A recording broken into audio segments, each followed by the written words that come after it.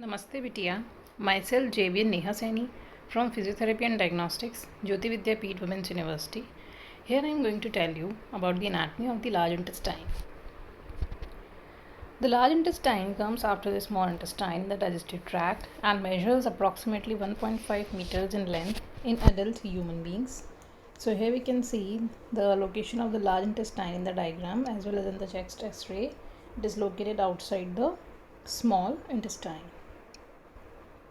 So the characteristic feature of the colon, that is the large intestine, are it possesses Taenia coli. So what is the Taenia coli? These are the three longitudinal muscle bands which are made up of smooth muscle fibers. Second is the sacculations, that is Haustrae. Because of the Taenia coli are shorter than the large intestine, it forms small sac-like structures. The sacculated structure, these are known as Haustrae or sacculations, and this is because the Taenia coli is shorter than the large intestine. So next is the epiploic appendices. So these are what? These are short peritoneal folds which are filled with fat. So in the diagram we can see this small sac-like structures. These are your appendices epiploici which are filled with fat. These are small like structures. These yellow structures, this is your appendices epiploici. So these are the three characteristic features which are found only in the colon, not any other else, even not found in the rectum and the anal canal. Now we come to the cecum. Cecum is the proximal end of the large intestine and is where the large intestine and the small intestine meet at the ileocecal junction. It is located in the right lower quadrant of the abdomen near the iliac fossa, and it is a sac that extends inferiorly about 6 cm past the ileocecal junction. It possesses appendix which is attached to the cecum. It is a tube which is about 9 cm long. So here we can see the cecum and the appendix attached to it. This is the cecum and this is the appendix. This is appendix. Now the colon. It is the last part of the digestive system in most of the vertebrates. It extracts water and salt from the solid waste before they are eliminated from the body and is the site in which flora aided, that is, bacterial fermentation of unabsorbed material occurs. Unlike the small intestine, the colon does not play a major role in the absorption of foods and nutrients.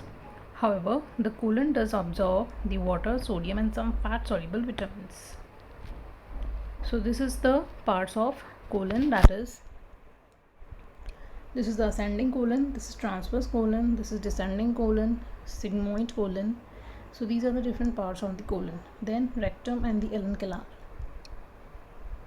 So the cecum is the proximal end of the large intestine.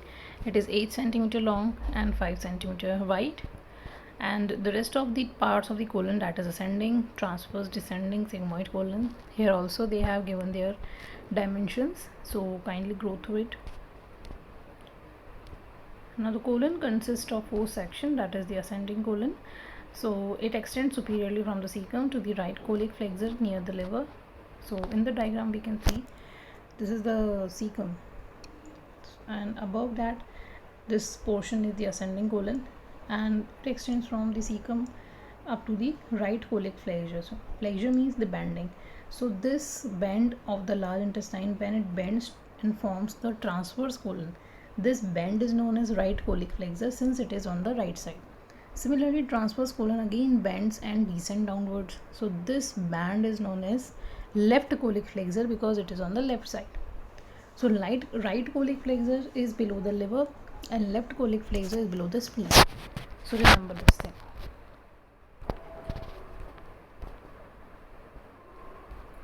It is a small caliber than cecum, and the function is to remove water and other key nutrients from the waste material and recycle it back to the body. Now the transverse colon, it extends from the right colic flexure to the left colic flexure near the spleen where the colon turns inferiorly. It is the longest and the most movable colon and serve as a reservoir for liquid that comes from the small intestine and also the absorption of the water and other substances.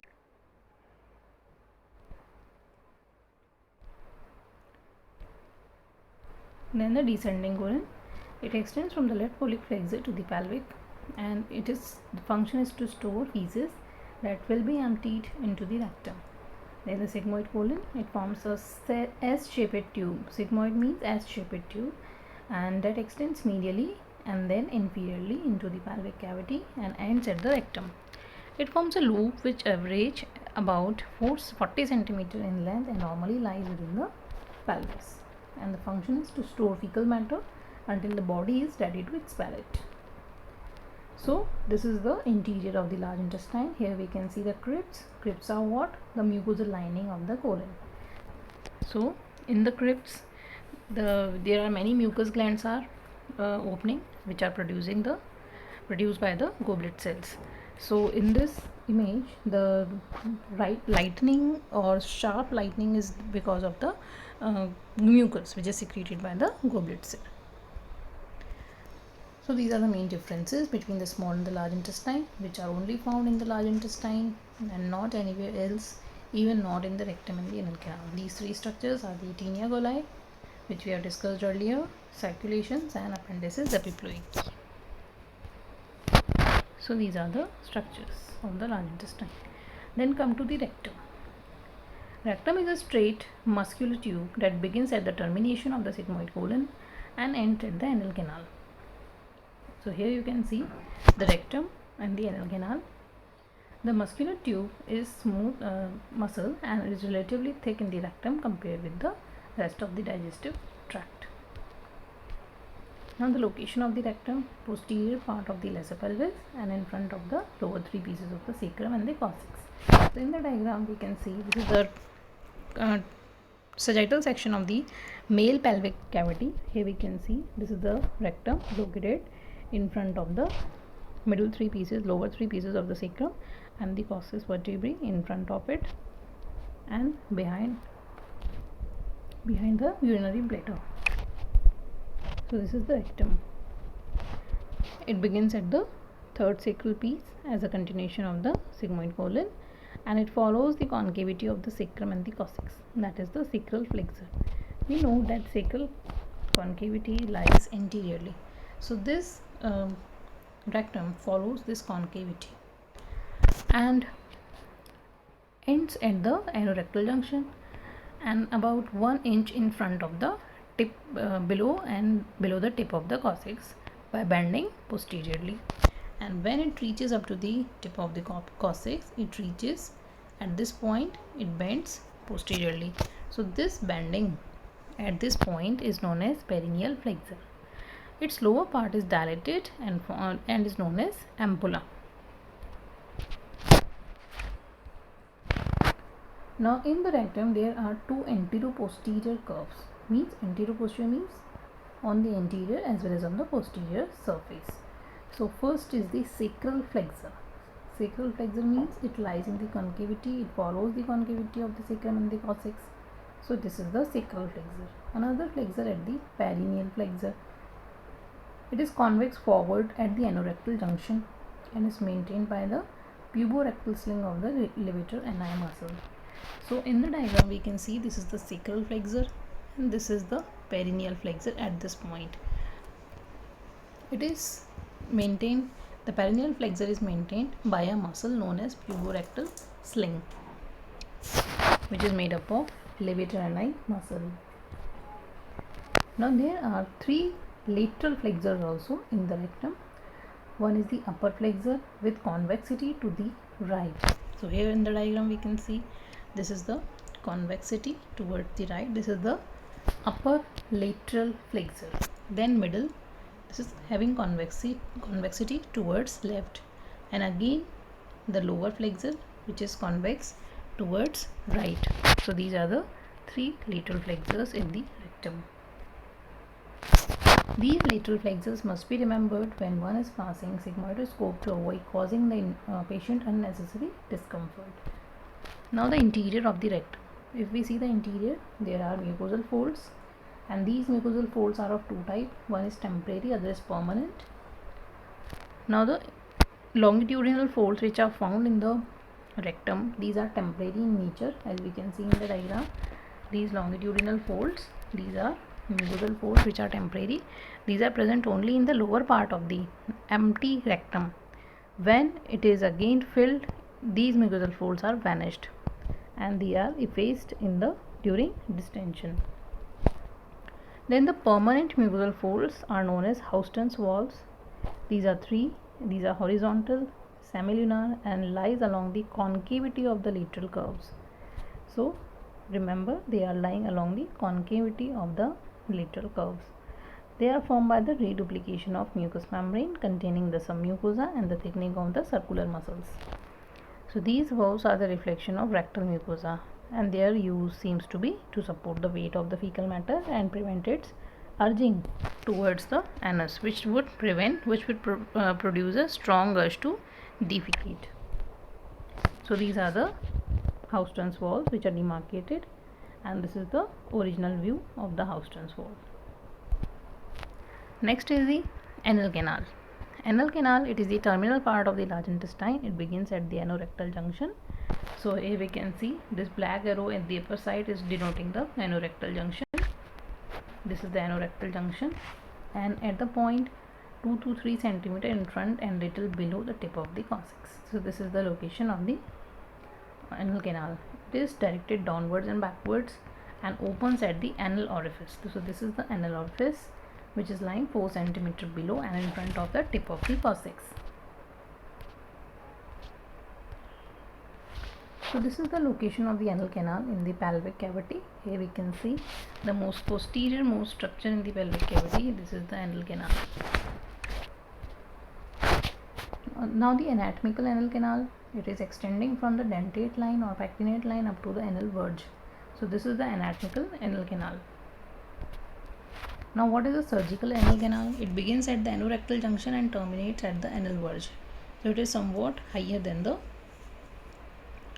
anatomical anal canal. Now surgical canal measures about 2 to 4 centimeter in length and is generally longer in male than females. Anorectal ring. So what is the anorectal ring? It is demarcated in the diagram. So this is the anorectal ring. Anorectal ring marks the junction between the rectum and the anal canal. It is formed by the joining of puborectalis muscle, deep external sphincter, conjoint longitudinal muscle, highest part of the internal sphincter. So these muscles contributes to the formation of the anorectal ring. Now interior of the anal canal is divided into 3 parts: the upper, intermediate and the lower part. Upper area lies above the pectinate line. Intermediate area lies between the pectinate and the Hintel's white line. And the lower area or the anal verge lies below the Hilton's line. So it is divided into 3 parts: upper, middle and lower. Upper part is 15 millimeters long, middle part is again 15 millimeters long, and lower part is 8 millimeters long. Now first we discuss about the upper part. It is 15 millimeters long, endodermal in origin, and it is lined by semi-transparent mucous membrane, or we can say simple columnar epithelium. It is plum red because of these venous channels. Now what are the features which are found in this upper part? These are the anal columns. Anal columns are demarcated with the help of black arrows. These are permanent longitudinal folds, and they are formed by the reduplication of the mucous membrane, and they contain radicals of the superior rectal veins. Now the most important landmark both morphologically and surgically is the pectinate line. It is shown by this yellow colored line. This is the pectinate line. It is also known as dentate line. It divides the anal canal into upper and the lower areas. The upper area is different in development: arterial supply, venous drainage, lymphatic drainage and nerve supply from the lower area. So this is the landmark between the division of upper and the lower areas. Now if there is injury to the anal columns, it will lead to anal fissure. So another point in the upper part is the anal walls. These are the concentric mucosal folds which are connects the lower end of the anal columns, and they have upper and the lower surfaces. Now the middle part. It is the upper part is separated from the lower part by the pectinate line. and is lined by the mucous membrane. Anal columns are absent in this part. It is bluish in color due to the deep venous plexus. The lower limit of this zone is whitish in appearance, and that is why it is known as white line of Hilton. So here we can see distal to the pectinate line we have the anal walls. Then this yellow colored spots, these are the pectin. Pectin spot is the region of stratified squamous epithelium between the pectinate line and the intersphincteric groove. Intersphincteric groove is also demarcated over here with the white arrow, that is the white line of Hilton. It is a transition between the mucous membrane and the skin of the anal verge. So these are the three parts. Now the anal sphincters. There are two anal sphincters, internal and external anal sphincter. Internal anal sphincter is the thickened inner involuntary circular muscle layer of the anal canal. It surrounds the upper 3/4 of the anal canal, extending from the anorectal junction till the white line of Hilton, and it is supplied by the autonomic nerve fibers. Means it is not under our control. Next is the external anal sphincter. It is striated voluntary muscle fiber. It surrounds the whole length of the anal canal outside the internal anal sphincter. It has three parts: subcutaneous, superficial, and deep. Subcutaneous surrounds the anus just underneath the perianal skin. It is attached to the perineal body and anococcygeal raphe.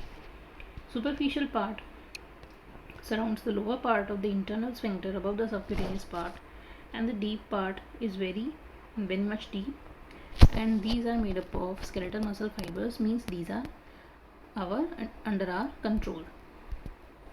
So here we can see the three parts of the external anal sphincter, that is the deep, superficial, and subcutaneous, and this is the internal anal sphincter, which is made up of smooth muscle fibers.